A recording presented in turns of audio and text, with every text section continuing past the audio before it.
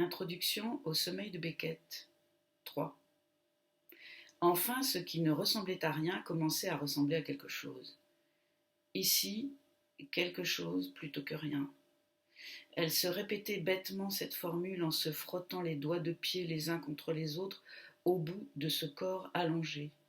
Elle pensait bientôt retourner au palais pour, sinon y dormir, du moins y méditer. Elle pensait bien radoter, c'est souvent ce qu'elle se disait à force, puis elle ne savait plus. J'ai oublié ceux de la sphère, ça s'est resserré. L'espace autour de mon corps couché. Qu'est-ce que vous avez avec les corps ? Il lui semble qu'ils viennent de dire ça. Il lui semble.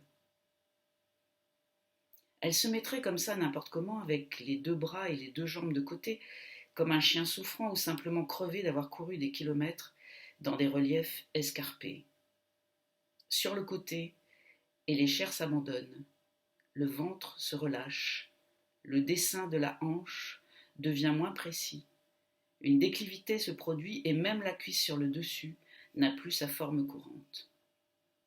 Un soupir long, un profond relâchement, un abandon du corps redevenu entier, peint par les gens autour à coups de fusain, de sanguine. Il n'y a pas de règle. Regardez cette ligne et dessinez. Certains gomment plus nerveusement qu'ils ne tracent ce chiffon de chair dans un espace plan où souvent manque la couche. J'aurais besoin d'un intercesseur, pensais-je encore timidement, à la manière d'un personnage de bande dessinée abandonné dans un coin. Pourtant, vous n'avez qu'à rester là, en chien de fusil, détendu, à dormir, personne ne va vous embêter, vous verrez. Et ils vont vous dessiner en silence. Pour l'instant, vous ne vous fatiguez pas. Vous pourriez dormir profondément. Quelqu'un vous mettra un drap dessus tout à l'heure pour faire un autre exercice avec des plis, plus académiques. Ils me bercent avec leur voix. J'en oublie mes buts initiaux. Il n'y a plus d'heure ni d'horaire. Je n'entends plus que le bruit feutré duquel surgissent quelques crissements des gestes sur les grandes feuilles. Ils me peignent et je n'en sais rien. Je ne sais rien à l'instant de cet abandon de craie. Puis c'est la nuit, fragile. Souvent leurs grandes feuilles grises sont effilochées et roulottes en leurs bords. Ils les calent avec de gros galets également gris. Ils sont déterminés, ils regardent en coup double. Bref, précis, rapide, ne pas perdre le geste. Il n'y a pas de confusion, il fait chaud, une certaine chaleur sans excès. L'exposition de son corps dormant densifie l'air de la salle, le fait filer vers le haut en colonne invisible comme dans un tuyau.